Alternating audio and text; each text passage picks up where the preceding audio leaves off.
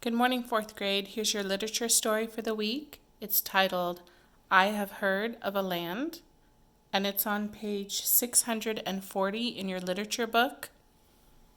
And I'd recommend to get out your literature book and follow along with me because it might be difficult for you to see the text on the page.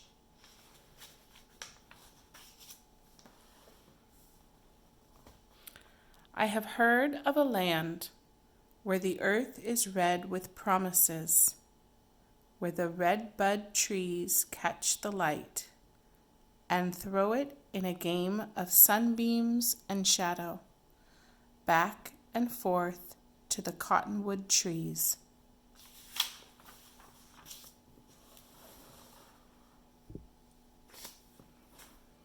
I have heard of a land where a pioneer only has to lift up her feet to cast her eyes on the rocks, the fertile earth, the laughing creek, lift up her feet running for the land, as though running for her life, and in the running claim it. The stake is life and the work that goes into it. I have heard of a land where the cottonwood trees are innocent, where the coyote's call is a lullaby at night, and the land runs on forever, and a woman can plant her crop and walk all day and never come to the end of it.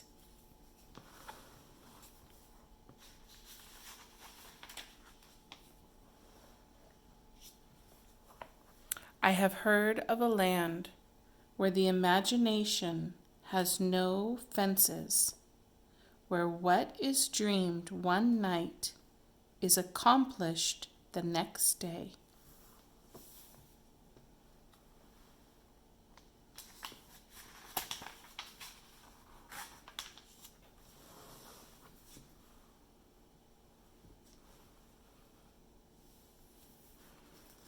I have heard of a land where the flapjacks spread out big as wagon wheels, where the butter is the color of melted sun, and the syrup is honey, stirred thick by 1,000 honeybees.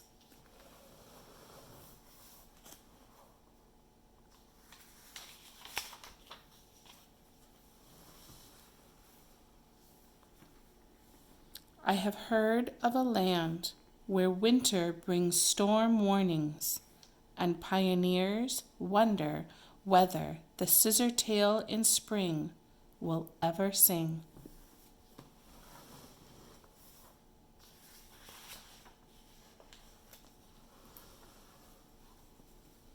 I have heard of a land where the children swing in homemade swings strung from the strong limbs of trees.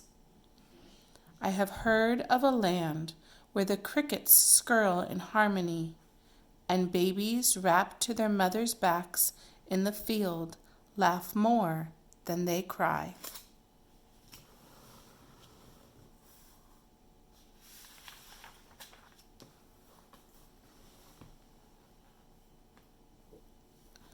I have heard of a land where worship takes place in an outdoor church, under an arbor of bushes, and the hymns sound just as sweet.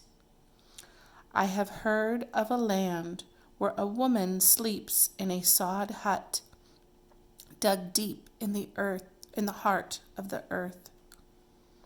Her roof is decorated with brush. A hole in the ground is her stove, and a horse saddle is her pillow. She wakes thinking of a 3-room log cabin.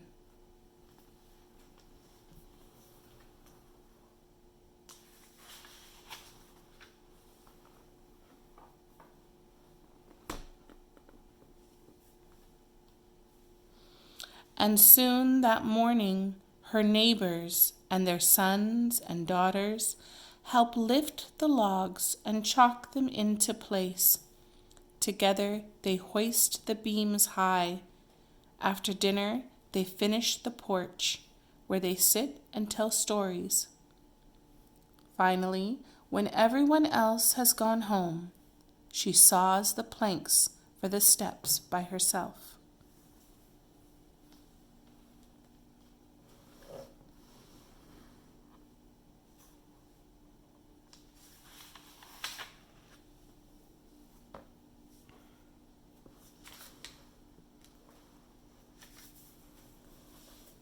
That night, by the glow of an oil lamp, she writes in her journal, I raise nearly everything I eat. The land is good here. I grind corn for meal.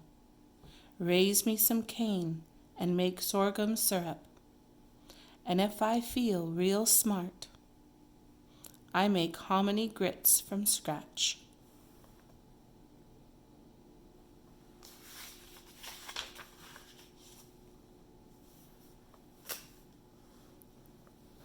I have heard of a land where the pioneer woman still lives.